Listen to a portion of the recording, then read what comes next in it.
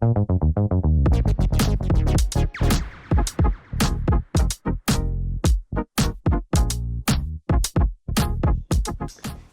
my name is Michael Portas, Superintendent of Schools for the Pequannock Township School District.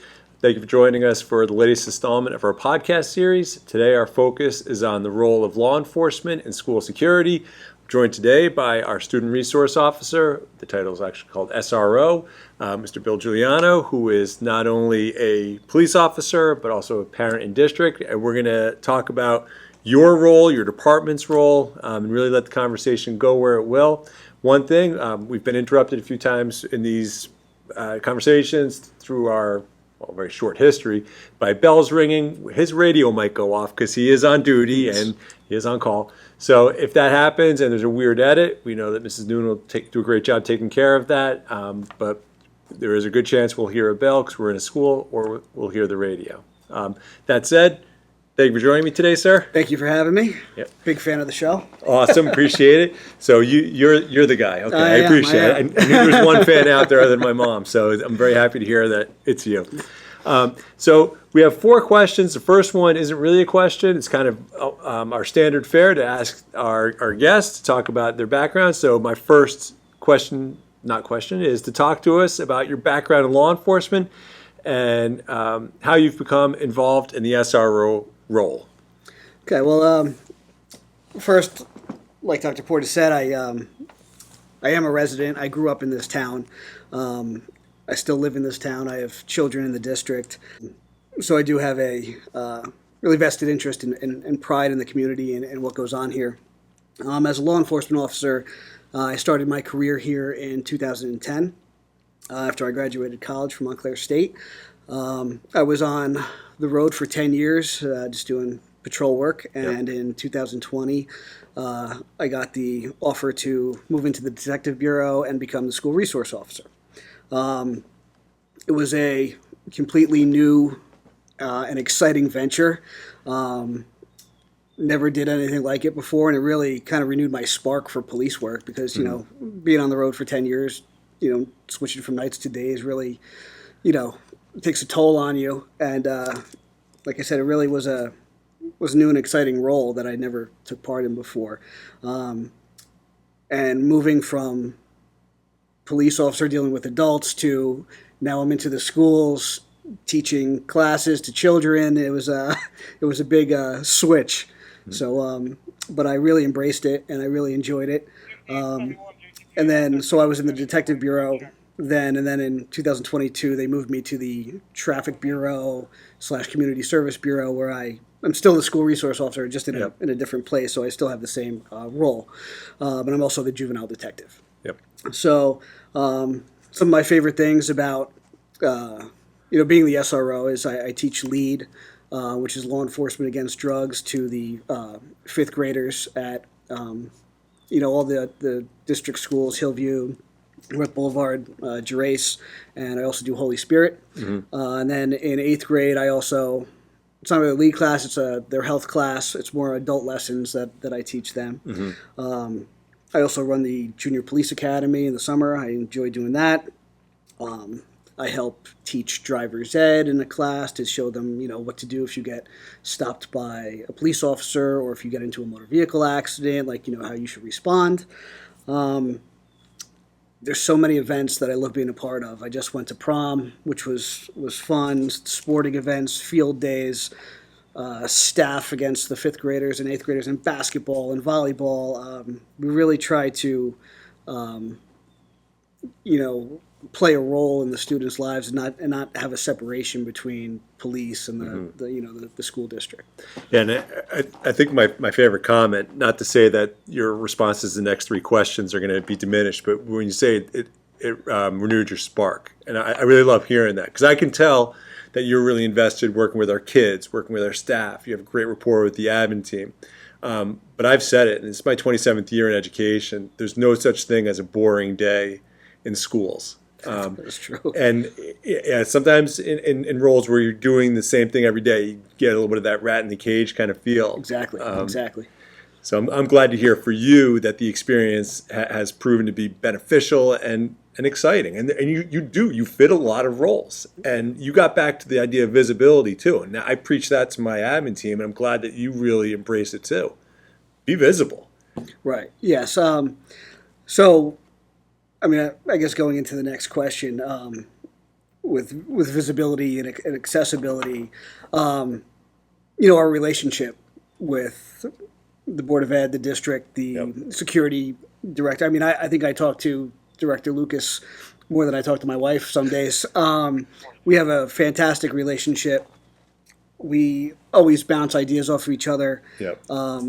But they embrace us doing school walkthroughs. We encourage the officers to pop their heads in the classroom, say hello to the kids, high five the kids when they're walking down the hallway, so then they feel comfortable seeing us. Yep. And, I'm going to go into that, I guess, a little bit later about, why that's important. But, we want them to be able to trust us and be able to feel comfortable communicating with us and coming to us in a time of need. And that's one of the most important things. Yeah, and Bill's making reference back to we do have 3 other actual script questions, but it's almost more fun when we deviate from that, because then it becomes more of an authentic conversation.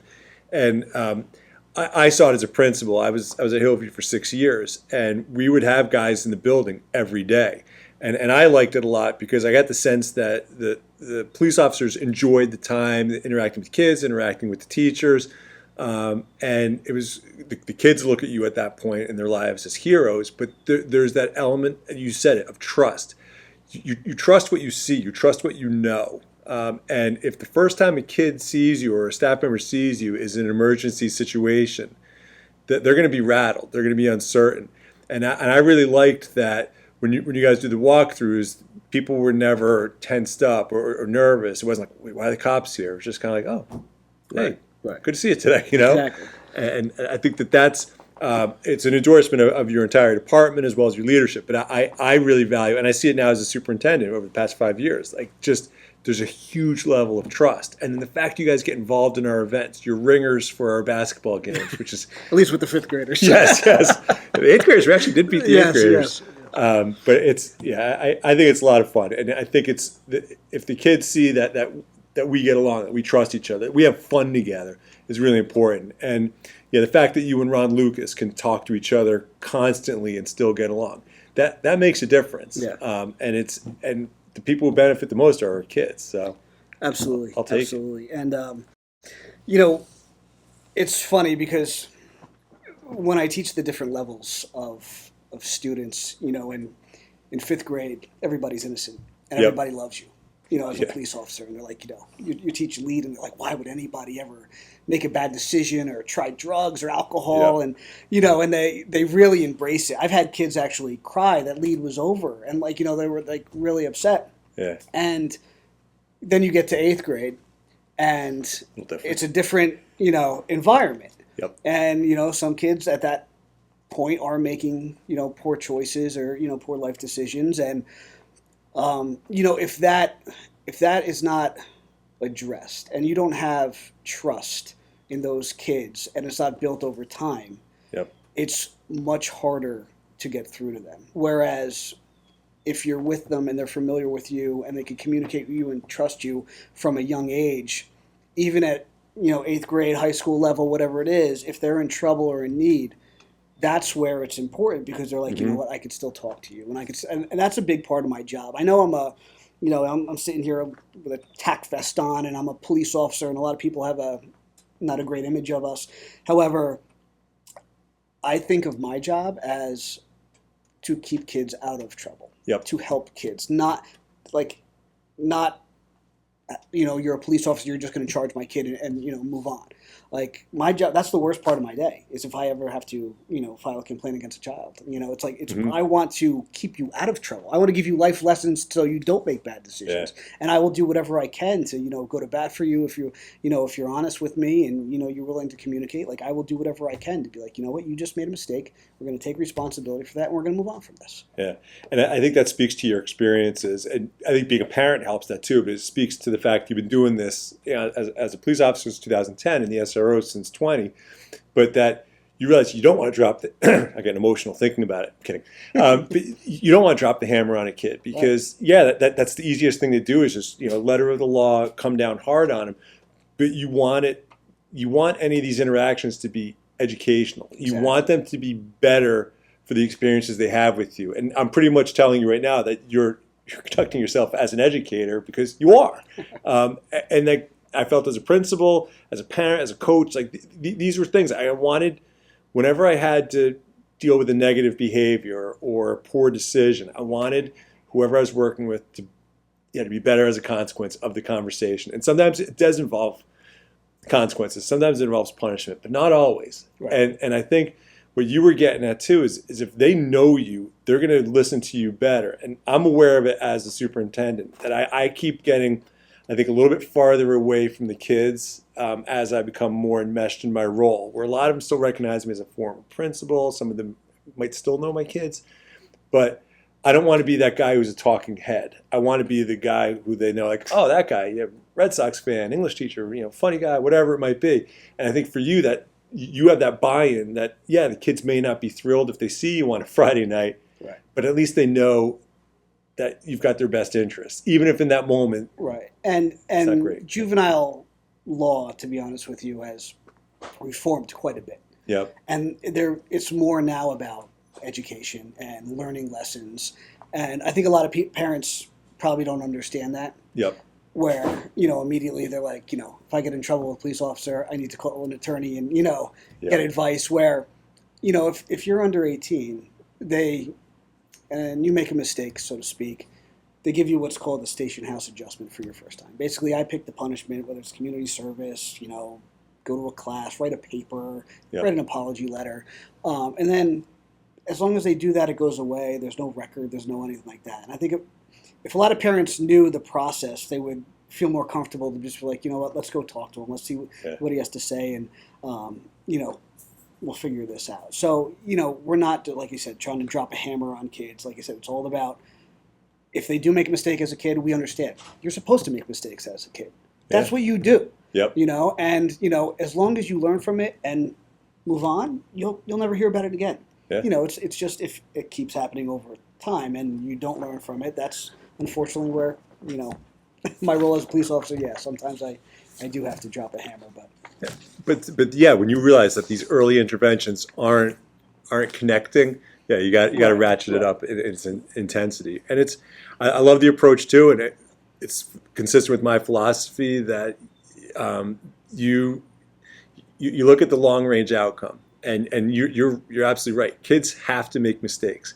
That's how they learn. They have to learn where the boundaries are. They have to hear the word no. They have to realize, oh, I got a negative response from this. I'm not going to do that again. And it's really takes all of us, including law enforcement, including administrators, teachers. Really, it's parents. There's a huge interconnectedness there.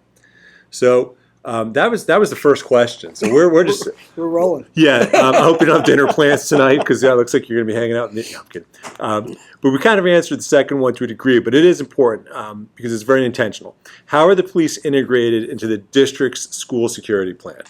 So, like I said, communication, working together from the top down. I mean, you give us your blessing with whatever we need, whether it's training in the schools to get us familiar with infrastructure and layout, working with the security team, even if it's, listen, I have 100% faith in Ron Lucas and his whole team. They're all former law enforcement officers. They were, their combined experience is well over 100 years. So they know what they're doing. A lot of them are former Pequannock officers, and I've worked with them before. So we have complete faith in them.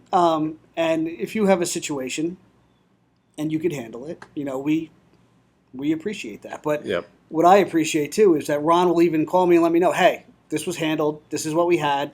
We didn't need you, but I just wanted to let you know what was going on. And through not just our MOA that we were allowed to share information for security reasons, but just anything that happens, we are made aware of. We are, like you said, we're trying to stay on scenes. We're doing walkthroughs twice a day. We're at events. So we love working together, doing sporting events, whether it's security, whether it's traffic, whatever it is. The security of the kids is paramount, and that's top priority on everybody's list. And we do classes together. We've been to classes together. We do trainings together, and as our world advances, right, and technology advances, so do the kids, and so do some people that want to make bad choices. So it's very hard to stay on top of that, and it takes constant training and constant classes, because if you remain in one spot and just get complacent, that's when bad things happen. Absolutely. So I've never experienced two organizations going to as many class. Like if I get an email, hey, this class would be good for you, I'll send it to Ron or I'll send it to you, and vice versa. So we're all on the same page, and we could bounce ideas off of each other. Like we were just at the reunification. Great. That was fantastic. And looking at that, and was like, okay, we could do this differently, or we could, this was good. If the police have a great idea, or the board has a great idea, but it's not communicated or conveyed to the other party, and an emergency happens, it's going to be chaos. Yep. And that's the main thing. Your staff, your teachers, your security team, your administrators, your security specialist, Matt Reiner. We always communicate, and we always say, okay, what's the best course of action? Yep. And the main thing is that we cannot prevent every emergency from happening, but we can be ready to respond to anything that happens. And that's the main, goal. Yeah. And it came up in a previous podcast. We said that in a critical situation, you don't rise to the level of expectations. You fall to the level of your preparation, your training. And to me, it just seems like almost second nature. Like, why wouldn't we train together? And I know from talking with some of my colleagues from throughout the state that there's not always that level of trust and interaction. And I want to be like, just check your ego at the door. Like, if Chief Commune reaches out to me about something, I know it's good. Like, I know he's not going to approach me about junk. And and it goes with you. It goes with, I talk a lot to Detective Cicchetti, Bobby Brown, like whoever it might be. Like, there's such a mutual level of trust and respect, because we've seen your work and we've seen how open and receptive you are to us. And it is really cool going to training together, because you're going to take in information in a different way from how I'm going to, which is different from Matt Reiner or Ronnie Lucas. And so I think it's great. And I'm glad to hear, too, about Ron giving you a call about things. We call it the no surprise rule, where as much as we can eliminate surprises administratively, it's great. So I might get a call from a principal. Hey, just want to give you a heads up. This might cross your desk. This happened. This is how we managed it. There's nothing you need to do, but just make you aware. That 1 or 2 minute conversation is great, because if I get blindsided by something, I'm like, wait, you knew? You didn't tell me? It's enormously frustrating. And situations can change too.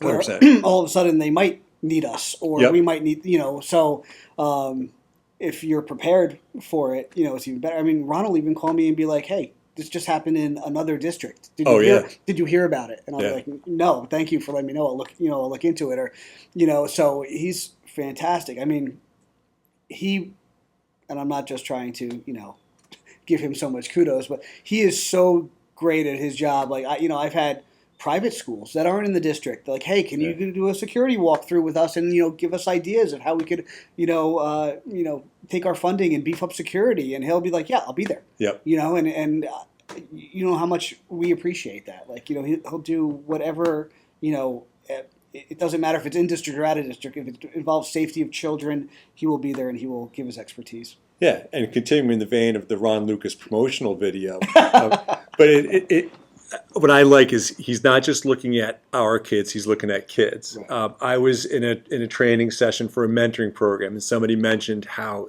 they felt the security in their district was lagging behind. I put them in touch with Ronnie. He sent them a few things, and he helped them build up their program. And to me, that's what we should be doing across organizations, is not being precious with our information, but sharing it out and getting ideas. Yes, and absolutely. And it's just, you can't think of everything. So if somebody else has thought of something, instead of being like, oh, my idea is better, who cares? Like, just take it, and use it, and I'll fall back on it. Who benefits? It ultimately benefits kids. It benefits families. And it makes our jobs easier and honestly a lot more fun.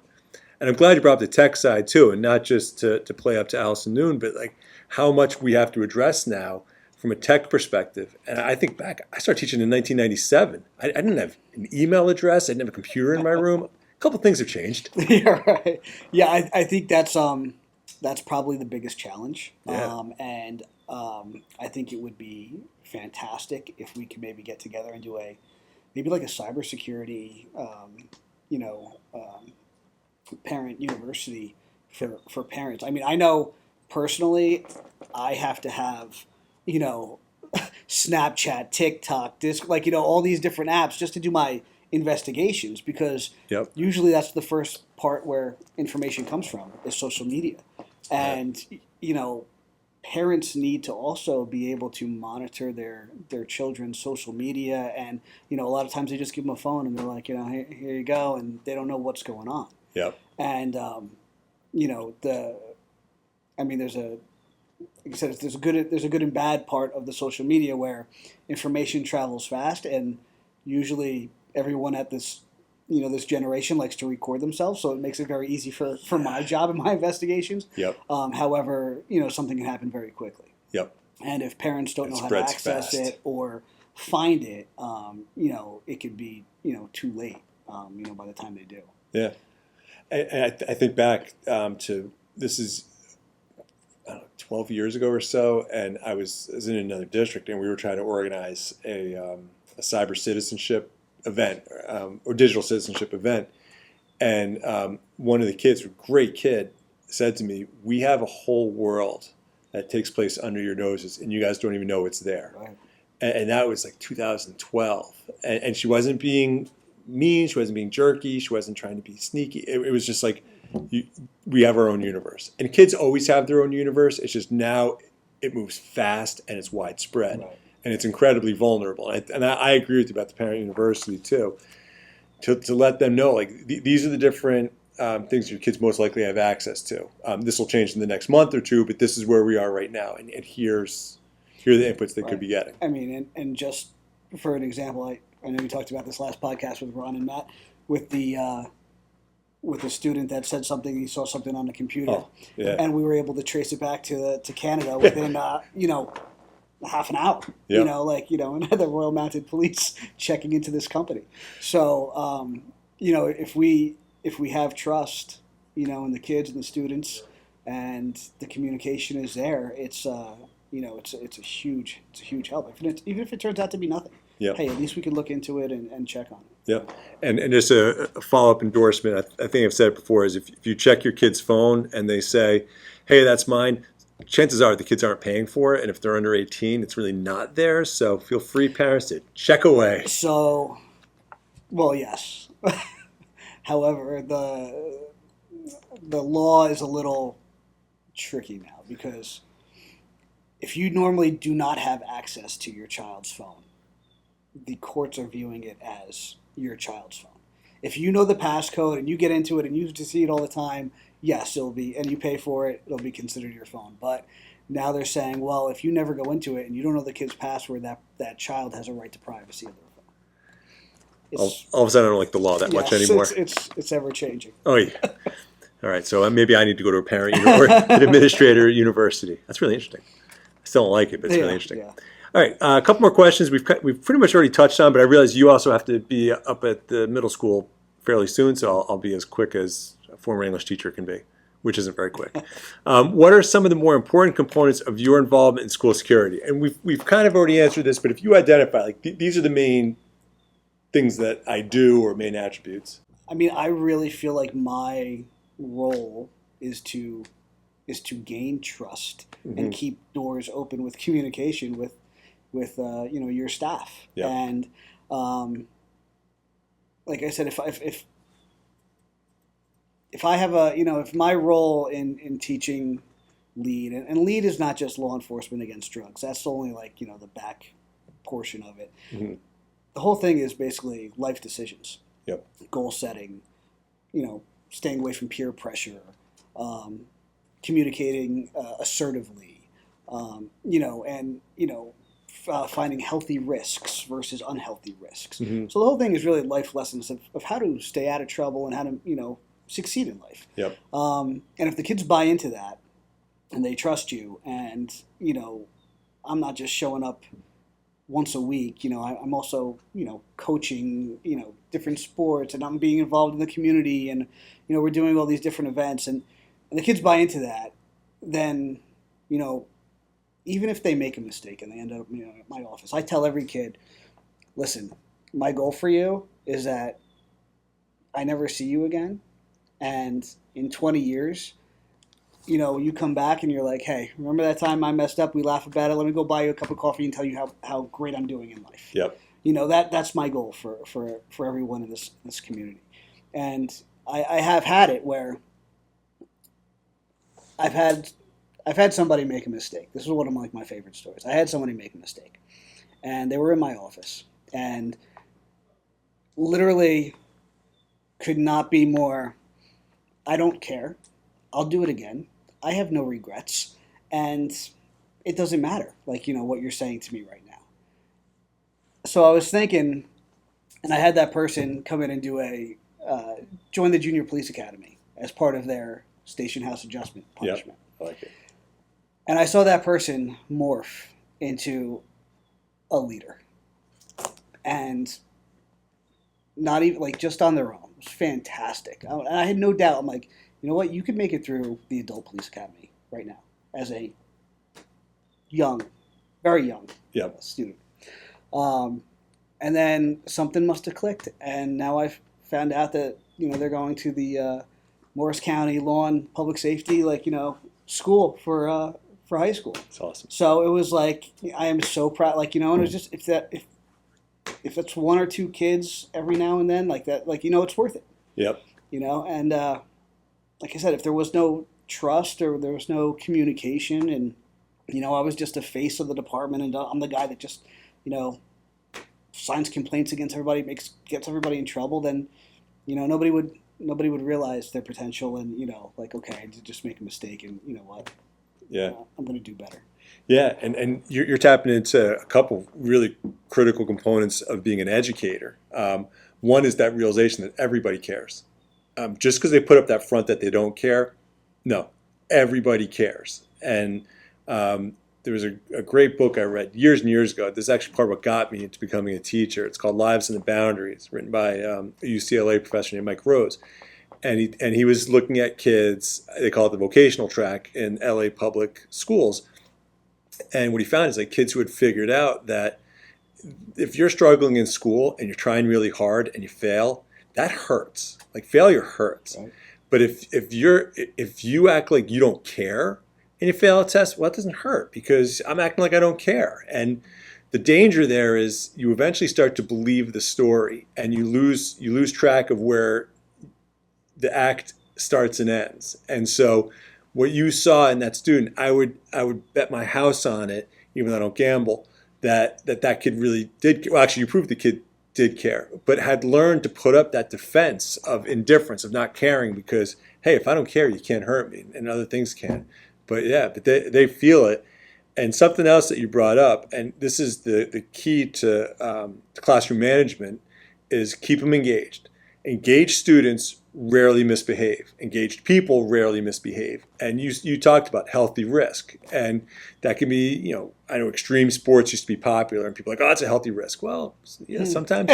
but even, there's certain things you could do. Even if you're learning how to bat left-handed, that's a healthy risk, unless you look as bad as I do trying to bat left-handed. Doing a podcast. Yeah, exactly. Yeah, I'm sure that you didn't wake up today yes, I get to do a podcast for the first time in my life. And yet, hopefully it's been kind of fun. Good. And that is the key. I just want to, after this podcast is over, if you could just give me a letter stating that I am an educator, because my wife is a teacher for 20 years, and once I began teaching lead, I came home and I said, now you have to respect me as an educator, and I don't want to give you her response, but I just wanted something in writing maybe that, Listen, Prove to her. you're saying all the right things. So maybe it'll be like, towards the end. I think it is the end of Wizard of Oz. I'll have like a nice certificate, and Yes, I'll scroll, present maybe. it. Yes. So just don't look at me behind the curtain, and we'll be all good. Appreciate it. All right. Fourth and final question, as we continue to try to build up Officer Giuliano and protect him from his wife's questioning or derision.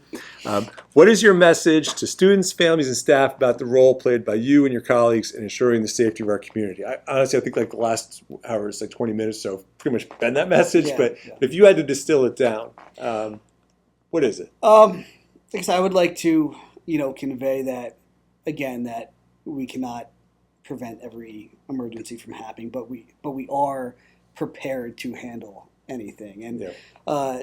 Chief Commune really embraces our trainings, our classes. He personally sends me, emails for classes and for trainings all the time. He funds our, make sure that we all have, great equipment, everything's working. We're running scenarios. We're working with you. Like I said, you're allowing us to use schools to do trainings, bringing your staff on board to see what we do, work together, and I think that's the biggest thing, because everything obviously rolls from the top down. And, you as the head of the, Board of Ed and Chief Commune as the head of the police department, you both have the same mentality where do whatever it takes to keep the kids safe. And, and I know, like you said, with Ron's experience and, you don't want to institutionalize the building and make it feel like a prison and stuff like that. Yeah. So it's what are the best ideas? What are the safest ways we can implement things as well as make the children feel welcome, at the same time and feel safe as well as the parents. So, from the top down, it takes, because if you had, one person that didn't want to buy into that, it would be very difficult, to get things done. Absolutely. And everybody's on the same page. We are in constant communication. We are constantly working together. We are constantly trying to improve ourselves, just to stay on top of things. And if anybody has any questions or any concerns, feel free you can reach out to me. I'll be happy to answer any of your questions or your concerns. That's great. And I will say that my I guess vision of leadership or of effective leadership is to make sure that you have people in places who are better at their job than you would be at their job, and then let them do that job. And so with how seriously Matt Reiner takes the position of school safety specialist, it's kind of like set it and forget it. I talk to him constantly, but I let him do his job. I let Ron Lucas and the security team do their job. So it makes my life and my work a lot easier. And that's one of the reasons I like working with Chief Commune so much, is that he's very good at his job, and he doesn't need to show off or have an ego clash. It's just, hey, let's work together, and that is beneficial. And I'm glad you brought up too, and I forgot to touch on it before, about you guys, your team using our buildings for trainings. I think it's one of the best ideas ever, because you've brought people in from the SWAT team, you've brought people in from other divisions, and we don't ever want anyone to have to report to one of our buildings to follow up on a crisis situation. But if that ever happens, we don't want it to be the first time they see our buildings. We want them to be familiar. I want you to know, okay, this is how Hillview's shaped, or this is how the high school works, whatever it might be. And so your willingness to do that, it's easy for me to just be like, all right, Tuesday and Thursday, spring break, it's all yours. Take good care of it. And you guys do take good care of it, so that makes it easier. We can't give away all of our tactics, of course. Yep. However, some of the things, that's why we say, pop your head into the classroom when you're doing a school walkthrough to the Yep. officers, because okay, this wing might be kindergarten through second grade. That Yeah. wing is, fourth and fifth graders. This is the, custodians area, whatever it is. So you familiarize yourself with the buildings, the layouts, the students, the protocol that we all go through. That's why, even fire drills or, shelter in places, lockdown drills, all that stuff, we'll pop in and we'll we'll walk through, Yep. check doors, do all that stuff, and just make sure hey, yes, this is how this drill is being done. This is working. And this might, what happens if people are at recess or something like that, and there's an emergency. Like, you have to go through all those scenarios, and every situation's obviously going to be different. Yep. But the more you play in your head, the more you're ready for in the case of a real emergency. Yeah, and I like that because you guys are on site for our drills. You give us feedback. Like I can remember getting like a 3-page follow up from Steve Cicchetti about one of my drills. I was like, oh dear goodness, where do I start? But you know where I did? I started at the start, and I was able to apply it. I was able to ask some questions, and it was really helpful. And now we're at the point with our drills where we're refining to the point of being able to address specific sensory needs during this certain kind of drill. So like you're aware that the kids and some of the adults have different responses and different needs, and so the better we get at it, the better we can serve and protect our community. What's also great in our department is, before me, Lieutenant Jones was the school resource officer, who's now a lieutenant, and then my boss Steve Cicchetti was also a school resource officer. So they know what I go through and what I need and what the schools might need. It's not just like, oh, it's a school problem, we'll blow it off, because they are aware, because they did it. Yep. So it's actually, because I could go to them for anything. Hey, like, this is what's going on, and they understand. Yeah. So it's actually a great dynamic. Yeah, and we all benefit.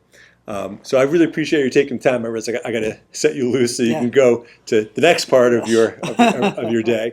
But we really appreciate everyone from the audience who tuned in. I think this is such an incredibly important topic. It's one that we're going to continue to revisit. As always, thank you to Mrs. Noon for her work, filming it, editing it, and also beginning the preparation process for our cybersecurity parent university, which I think you're not the first one to mention that. It's a great idea. It might be a week-long class, because there's a lot to know. There's a lot to know. Well, we'll make sure we reserve the auditorium for that one. But thank you again. Please be safe, and we look forward to presenting more of these as we move along. And thank you again. Thank you very much. Appreciate it. Have a great day.